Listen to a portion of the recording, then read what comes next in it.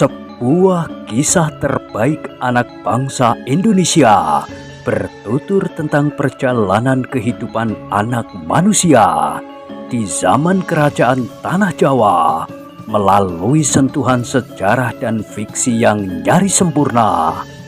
Dengan bangga kami persembahkan satu di antara karya terbaik dari Esa Mintarja yang berjudul Kisah Jejak di Balik Kabut.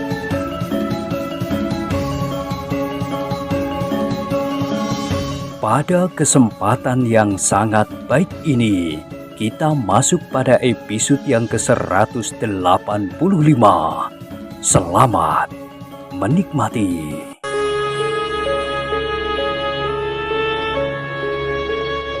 Pada episode sebelumnya telah diceritakan, orang itu menarik nafas panjang. Ketika ia mengedarkan pandangan matanya, maka dilihatnya pasar itu sudah sepi. Satu dua orang yang berdatangan kembali setelah suasana menjadi tenang masih berdiri termangu-mangu. Namun mereka pun kemudian segera mengemasi barang-barang mereka yang tersisa. "Jangan takut untuk datang lagi ke pasar ini," berkata pandai besi yang tua itu kepada mereka. "Pasar ini tidak boleh mati." Lalu suaranya menurun seolah-olah ditujukan kepada diri sendiri. "Di sini aku mencari nafkah. Jika pasar ini mati, maka lapangan kerja kami juga akan mati."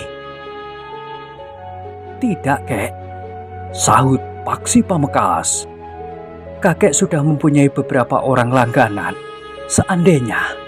Hanya seandainya pasar ini mati, namun jika kakek masih bekerja di sini, akan berdatangan orang-orang yang sudah terbiasa berhubungan dengan kakek. Bahkan orang-orang baru pun akan berdatangan karena mereka membutuhkan alat-alat pertanian serta alat-alat kerja yang lain, parang, kapak. Dan ternyata kakek juga membuat senjata. Sepanjang senjata itu berada di tangan yang benar, untuk kepentingan yang benar, seperti orang-orang Karangwaru, maka kakek tidak perlu merasa bersalah." "Iya, Ngger," kakek itu mengangguk-angguk. "Nah, silakan kakek melanjutkan kerja kakek. Aku kira Surotundo akan berpikir ulang jika ia ingin datang kemari." "Kami akan menyelesaikan kerja kami untuk hari ini, anak-anak muda. Kami akan pergi ke Karangwaru untuk menyerahkan pesanan mereka yang sudah siap. Jika pedang-pedang itu jatuh ke tangan orang lain, maka aku harus mengganti uang panjer itu." "Jadi kakek akan pergi ke Karangwaru?" "Iya, Ngger." Paksi Pamekas itu pun kemudian berpaling kepada Wijang sambil berdesis. "Apakah kita juga akan pergi ke Karangwaru? Kita akan dapat mendengar sedikit keterangan tentang perampok itu." Wijang mengangguk. Katanya, "Baiklah, kita akan pergi bersama mereka ke Karangwaru." "Kalian berdua juga akan pergi ke Karangwaru?" bertanya kakek tua itu. "Iya, Kek," jawab Wijang. "Kami akan mendapat sedikit keterangan tentang para perampok yang telah mengganggu ketenangan orang-orang Karangwaru." "Baik, anak-anak muda, tetapi silakan menunggu sebentar. Kami akan membenahi peralatan kami." Wijang dan Paksi Pamekas pun kemudian duduk di atas amben panjang di depan gubuk itu. Sementara itu, beberapa orang yang telah mengemasi barang-barang dagangan mereka, maka mereka pun telah meninggalkan pasar itu pula. Sambil membenahi alat-alatnya, pandai besi yang tua itu pun berkata, "Aku juga harus berbicara dengan Ki Bekel di padukuhan ini, anak muda. Pasar ini merupakan penghasilan yang baik bagi padukuhan ini. Sehingga jika pasar ini mati, maka padukuhan ini akan kehilangan sumber yang terhitung deras. Karena itu, Ki Bekel harus mengambil langkah-langkah untuk mengatasi gerombolan-gerombolan seperti gerombolan Surotundo yang merasa dirinya berkuasa di daerah ini. Bukankah kakek dan Ki Bekel dapat bekerja sama dengan orang-orang Karangwaru yang telah terlanjur mempersiapkan diri? Iya, itu adalah rencana yang sangat menarik. Orang-orang Karangwaru bukan sekelompok orang penakut, tetapi perampok yang pernah datang ke Karangwaru itu dipimpin oleh seorang yang berilmu sangat tinggi. Orang-orang Karangwaru yakin bahwa sebenarnya mereka bukan sekelompok perampok. Hanya karena keadaan yang memaksa, maka mereka telah merampok rumah seorang saudagar kaya di Karangwaru. Pemimpinnya telah memperlihatkan kelebihannya dan bahkan tidak masuk akal bagi orang-orang Karangwaru.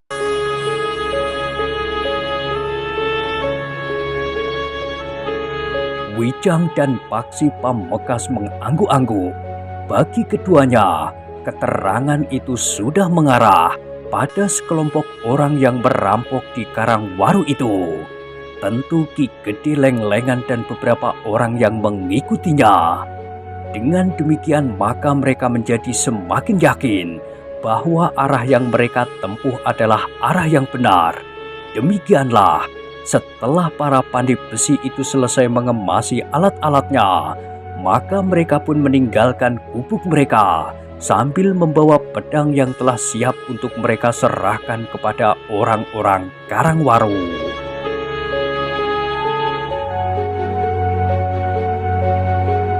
Karangwaru terletak tidak terlalu jauh dari pasar.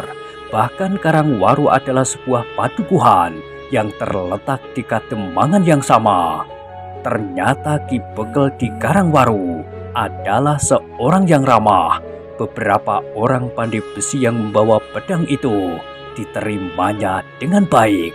Demikian pula Wijang dan Paksi Pamekasan yang datang bersama dengan mereka. Baru sebagian, Ki Bekel, berkata pandai besi tua itu. Terima kasih, jawab Ki Bekel. Aku baru merencanakan untuk melihat seberapa jauh pesanan kami yang sudah dikerjakan bersama Ki Jogoboyo. Sebenarnya pagi tadi kami akan pergi ke pasar, tetapi kami harus menunggui perbaikan bendungan sehingga kami menunda rencana kami itu. Adalah kebetulan bahwa Ki Bekel tidak pergi ke pasar pagi tadi, desis pandai besi itu. Kenapa? Pandai besi itu pun kemudian menceritakan apa yang telah terjadi di pasar. Sekelompok orang yang dipimpin oleh seorang yang menyebut dirinya Surotundo telah datang ke tempat kerja pandai besi itu. Untunglah ada kedua anak muda ini, sehingga kami dapat mengatasi gerombolan yang jumlahnya cukup banyak itu. Ki Bekel mendengarkan dengan sungguh-sungguh, kemudian dengan nada ragu ia pun bertanya, apakah ciri-ciri pimpinan segerombol perampok itu seperti yang pernah aku katakan datang merampok di padukuhan ini? Tidak, Ki Bekel, sama sekali berbeda.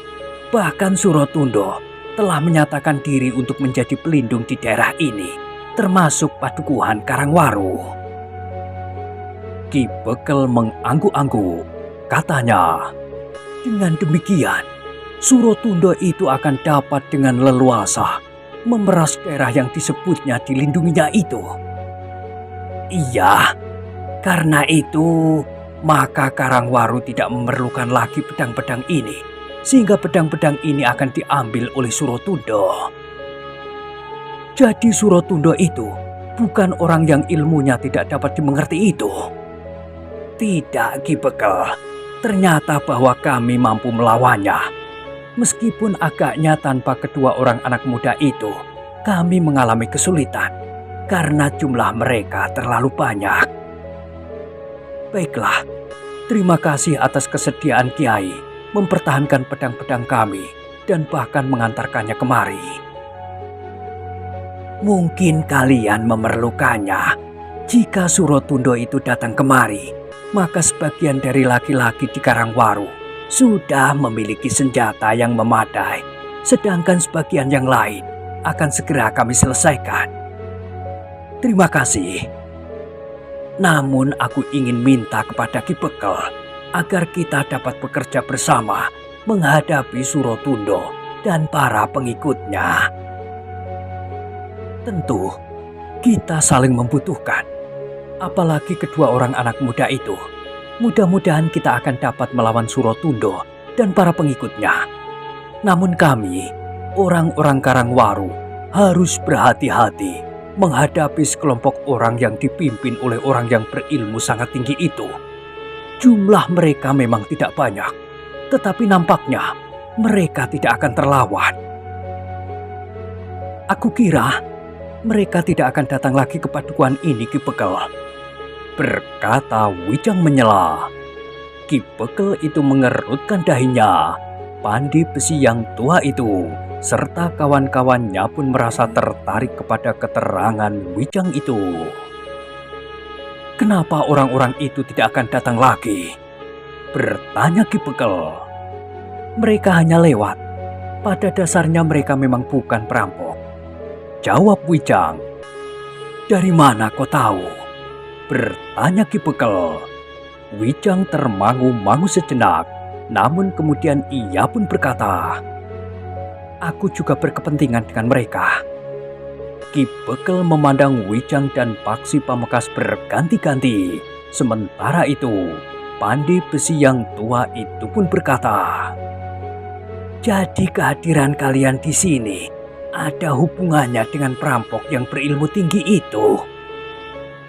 Aku hanya sekedar mengikuti arah perjalanannya. Tentu bukannya tanpa maksud. Wijang termangu-mangu sejenak, namun kemudian katanya, sudahlah, kami akan segera meneruskan perjalanan kami mengikuti arah perjalanan orang-orang yang kalian sebut perampok itu.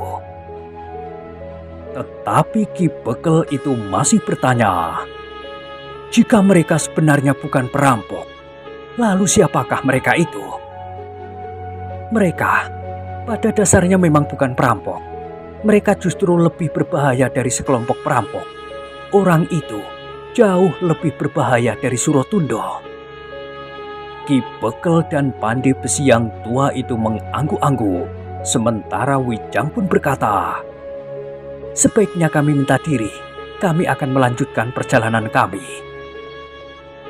Kenapa kalian tidak bermalam barang semalam di sini? Besok pagi-pagi kalian dapat melanjutkan perjalanan. Seandainya kalian berangkat juga sekarang, maka beberapa saat lagi langit pun akan menjadi suram. Senja akan segera turun. Terima kasih Ki Bekel. Mudah-mudahan di perjalanan pulang kelak kami dapat singgah. Jika sebentar lagi malam turun, kami tidak harus segera berhenti. Sebagai pengembara, kami akan dapat saja berjalan siang atau malam.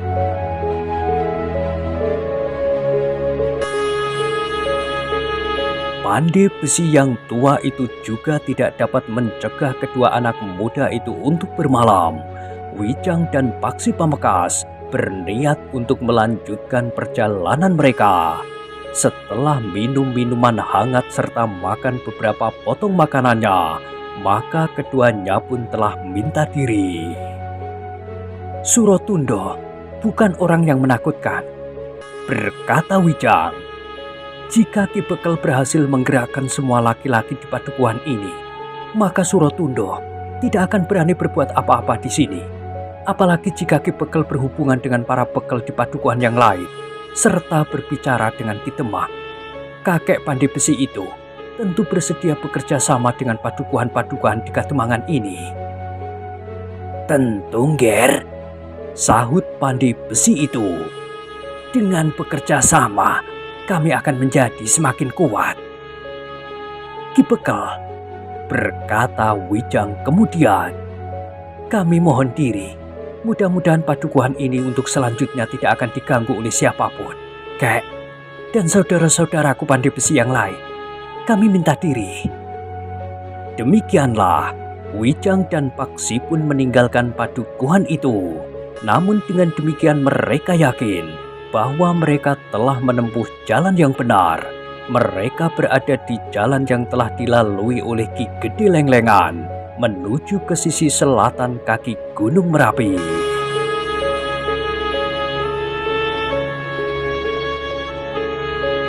Ketika kemudian malam turun, maka keduanya berada di sebuah padukuhan kecil.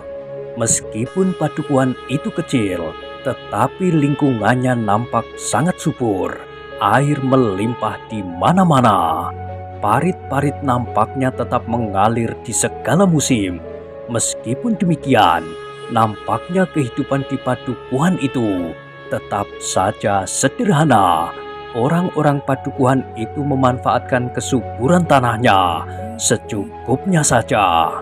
Tetapi seperti kebanyakan orang-orang di padukuhan yang pernah dilewatinya, maka penghuni padukuhan itu agaknya juga orang-orang yang sangat ramah. Wijang dan Paksi Pamekasan telah mendapat kesempatan untuk bermalam di Banjar. Bahkan penunggu Banjar itu telah menyuguhi mereka ketela rebus yang masih hangat menjelang tengah malam. "Kami telah merepotkan Paman dan Bibi," berkata Wijang. "Tidak apa-apa, ketela itu adalah ketela yang kami tanam di kebun belakang Banjar ini. Ternyata ketela itu berarti juga sebagaimana dapat kami suguhkan bagi kalian malam ini. Kami hanya dapat mengucapkan terima kasih." Penunggu Banjar itu tersenyum. Ditinggalkannya Wijang dan Paksi Pamekasan yang duduk di serambi Banjar. "Silahkan tidur di amben bambu itu, Kisanak. Maaf, hanya seperti inilah yang dapat kami sediakan bagi kalian." "Sudah lebih dari cukup, Paman. Terima kasih atas semuanya ini. Besok pagi, jika kalian ingin pergi pagi-pagi sekali, tinggalkan saja mangkuk itu di situ. Kalian dapat mandi di Pakiwan. Jika aku belum bangun esok pagi, kami mengucapkan selamat jalan. Tetapi jika kalian tidak tergesa-gesa, kalian dapat menunggu aku bangun. Maaf, kadang-kadang aku memang terlambat bangun. Apalagi jika sampai tengah malam aku belum tidur. Mungkin karena aku tidak mempunyai banyak kerja di pagi hari." "Baik, Paman. Kami tidak ingin terlalu banyak mengganggu. Jika Paman esok belum bangun, kami mohon diri." Penunggu Banjar itu pun kemudian meninggalkan Wijang dan Paksi Pamekasan di serambi gandok itu. Tetapi rumah penunggu Banjar itu hanya beradu dinding halaman saja dengan halaman Banjar itu. Pada dinding itu terdapat sebuah pintu butulan. "Meskipun hidupnya sederhana saja, tetapi orang itu agaknya terbiasa membantu orang lain yang memerlukannya," berkata Wijang sambil berbaring. Iya orang baik," desis Paksi Pamekasan yang masih duduk di bibir amben. "Aku hanya akan tidur sebentar. Nanti jika kau mengantuk, bangunkan aku. Ganti kau yang tidur," berkata Wijang sambil memejamkan matanya. Paksi Pamekasan tidak menjawab, tetapi ia pun kemudian bersandar dinding sambil menyilangkan kakinya di amben bambu di sebelah Wijang.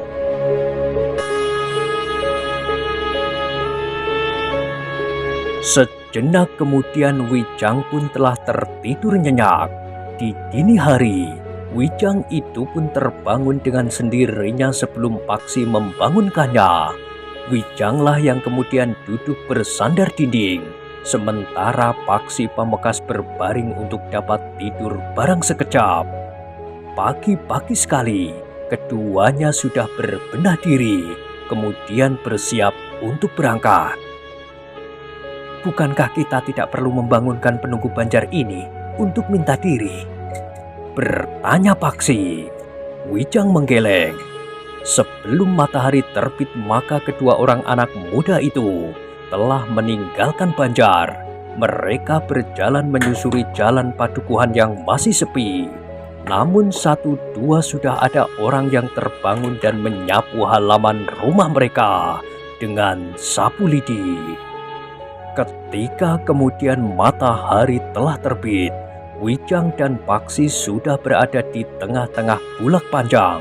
Di hadapan mereka, di seberang tanah persawahan yang subur, terdapat sebuah padang perdu.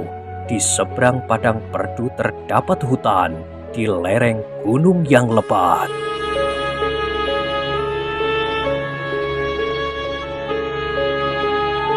Sementara itu penunggu Banjar itu pun telah terbangun.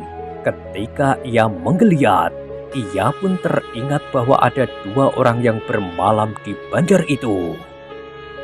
Nyi, penunggu Banjar itu dengan serta-merta bangkit dan mencari istrinya. Ada apa, Kang? Kau sudah merebus air? Sudah, Kang. Ada apa? Kau sudah memberi minum kedua orang yang bermalam di Banjar? Oh, belum, Kang. Aku lupa bahwa ada orang yang bermalam di Banjar. Tolong, buatkan mereka minum. Apa saja, aku akan menengoknya. Penunggu Banjar itu pun dengan tergesa-gesa lewat pintu butulan melihat 2 orang anak muda yang bermalam di Banjar. Tetapi keduanya sudah tidak ditemuinya. Yang masih terdapat di serambi gandok itu tinggal sebuah mangkuk yang masih berisi ketela rebus yang tinggal sepotong. Anak-anak itu sudah pergi, desis penunggu Banjar itu. Kasihan, mereka belum sempat minum minuman hangat, apalagi makan apa saja, ketela atau pisang rebus. Sambil mengambil mangkuk dengan sepotong ketela rebus yang tersisa, orang itu masih saja bergumam. Padahal mereka akan menempuh perjalanan di daerah yang jauh dari padukuhan. Mereka akan menempuh perjalanan melewati padang perdu yang panjang, kemudian menyusuri jalan di pinggir hutan yang lebat. Mereka tidak akan bertemu dengan makanan sampai mereka melintasi hutan itu. Mungkin baru sore nanti mereka sampai ke lingkungan yang berpenghuni. Namun tiba-tiba saja mata orang itu terbelalak. Ketika ia memungut mangkuknya, dilihatnya di bawah sepotong ketela rebus itu beberapa keping uang. Uang? Ini benar-benar uang? Katanya kepada diri sendiri. Dengan gemetar ia meraba uang itu. Katanya, bagaimana mungkin di mangkuk ini ada uang? Apakah kedua orang pengembara itu yang meletakkannya? Jika demikian, mereka tentu orang yang mempunyai banyak sekali uang. Dengan uang ini, aku akan dapat membeli 2 ekor kambing. Jika mataku tidak rabun, uang yang ada di mangkuk itu adalah keping-keping uang perak.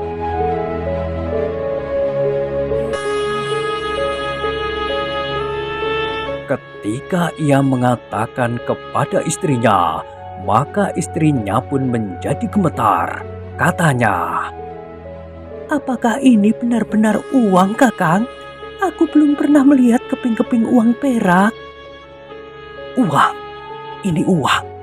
Kita pernah mempunyai sekeping uang perak di antara beberapa keping uang tembaga ketika kita menjual kambing kita untuk membiayai pengobatan anak kita.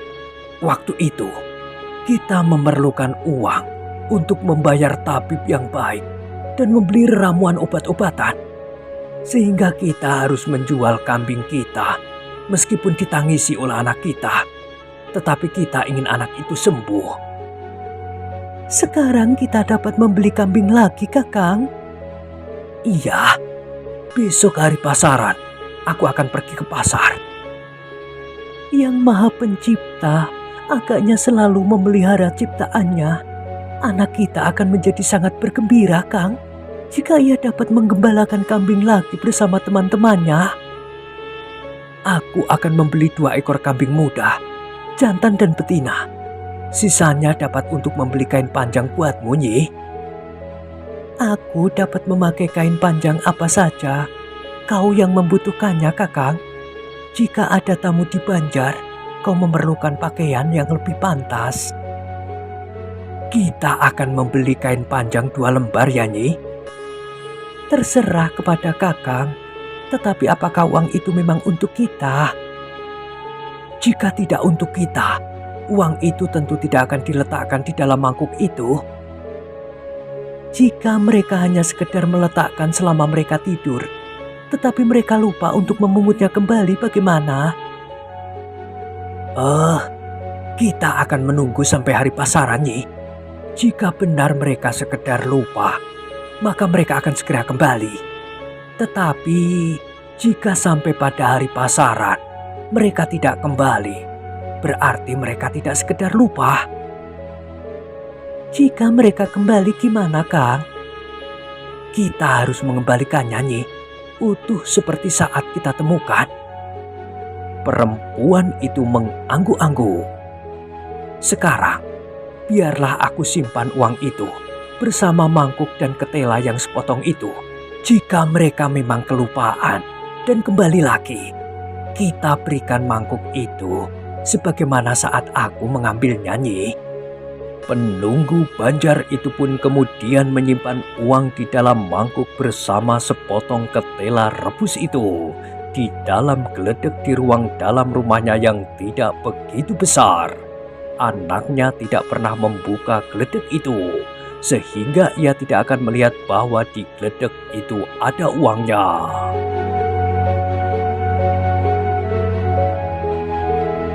Dalam pada itu Wijang dan Paksi Pamekasan yang sudah berada di bulak panjang berjalan semakin jauh dari padukuhan kecil itu. Sambil menengadahkan wajahnya, Wijang pun berdesis. Penunggu Banjar itu agaknya sudah bangun sekarang. Ia akan terkejut melihat uang di mangkuk itu. Mudah-mudahan uang itu tidak diketemukan oleh orang lain. Kelak jika ada kesempatan kita singgah lagi, mungkin orang itu masih ingat kepada kita. Tetapi nampaknya kita memerlukan waktu yang panjang bagi pengembaraan itu. Paksi Pamekasan mengangguk-angguk. Katanya, iya, agaknya kita memerlukan waktu yang panjang. Untuk sesaat keduanya pun saling berdiam diri. Mereka melangkah di jalan yang semakin lama semakin sempit dan agaknya semakin jarang dilewati orang. Jalan itu pun kemudian berbelok memasuki padang perdu yang agak miring. Di seberang padang perdu itu nampak hutan di kaki gunung yang lebat. Kita sudah memasuki sisi selatan kaki Gunung Merapi, Paksi, berkata Wijang kemudian. Sekarang kita akan pergi kemana? Marilah kita cari gubuk yang pernah kita tinggalkan itu. Wijang mengerutkan dahinya.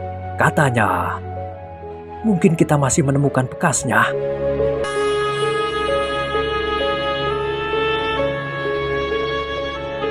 Perjalanan mereka pun menjadi semakin sulit.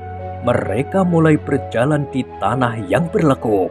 Kadang-kadang mereka harus mendaki, namun kadang-kadang mereka harus menuruni tebing, menyusuri sungai-sungai kecil yang berbatu-batu besar. Hutan di sebelah adalah hutan yang lebat, yang tentu dihuni oleh beberapa jenis binatang buas. Kita akan pergi ke sebelah gumuk itu, berkata Paksi Pamekasan sambil menunjuk puncak sebuah gumuk yang tidak begitu besar di kaki Gunung Merapi itu. Wijang mengangguk-angguk. Sementara itu matahari pun mulai turun di sisi barat. Kita tidak akan menemui padukuhan lagi di jalur perjalanan kita, berkata Wijang. Iya, kita harus menemukan sesuatu. Kau mulai lapar? Wijang tersenyum. Tentu ada sesuatu yang kita dapatkan di gumuk kecil itu, berkata Paksi Pamekasan. Keduanya pun kemudian berjalan melingkari gumuk kecil seperti yang dikatakan oleh Paksi Pamekasan. Maka mereka pun menjumpai bukan sekedar beberapa batang pohon pisang, tetapi beberapa rumpun. beberapa batang di antaranya berbuah dan beberapa tandan di antaranya sudah masak. Bahkan nampaknya tidak seorang pun yang pernah mengambil buahnya itu, sehingga nampaknya beberapa tandan telah membusuk dan jatuh di tanah. "Kau salah jika kau menganggap bahwa buah pisang itu utuh," berkata Wijang. Paksi Pamekasan mengangguk-angguk. Sebagian dari buah pisang itu nampaknya sudah dimakan burung. Tetapi agaknya di sekitar gumuk itu terdapat banyak sekali pohon pisang, sehingga masih banyak juga pisang yang tidak tersentuh oleh burung-burung. Wijang dan Paksi Pamekasan kemudian duduk beristirahat di atas sebuah batu yang besar. Mereka tidak menghadapi minuman hangat dan nasi yang masih mengepul seperti di kedai-kedai, tetapi di depan mereka terdapat setandan pisang. Tetapi keduanya hanya memerlukan beberapa buah pisang saja. Keduanya sudah terbiasa menjalani laku mengurangi makan dan minum. Bahkan mereka pun pernah menjalani laku selama 3 hari 3 malam, yang pada setiap hari mereka hanya minum semangkuk air putih dan 3 buah pisang raja. Setelah makan pisang dan menghirup air di sebuah mata air kecil di pinggir sungai kecil, mereka masih duduk beristirahat sambil memperhatikan lingkungan di sekitarnya. Mereka memperhatikan puncak Gunung Merapi yang bersih, jalur-jalur yang agaknya lekuk-lekuk yang dalam menjulur dari puncaknya.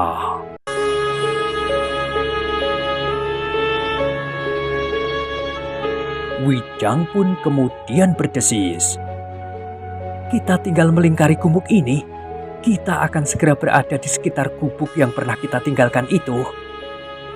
Paksi Pamekasan mengangguk-angguk.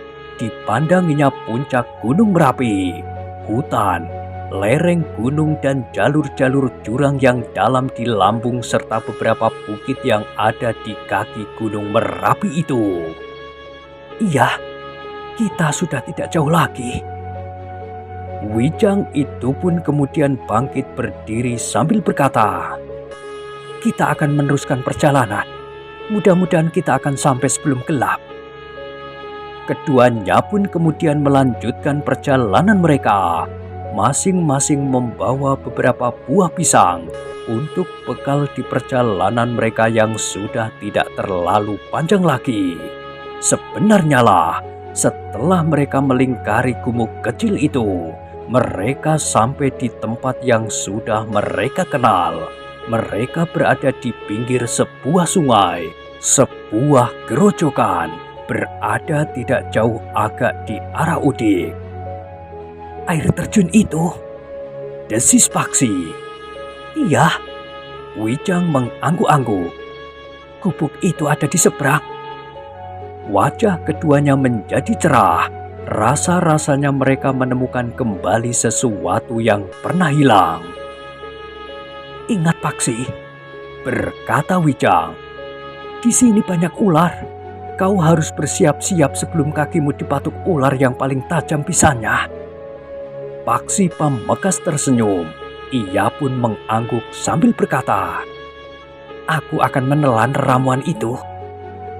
Demikianlah, maka keduanya pun kemudian menuruni jurang yang agak dalam. Demikian kaki mereka menyentuh air, maka rasa-rasanya seluruh tubuh mereka menjadi segar kembali. Setelah mereka berjalan di teriknya sinar matahari, lelah dan panas yang serasa membakar kulit tiba-tiba telah hilang.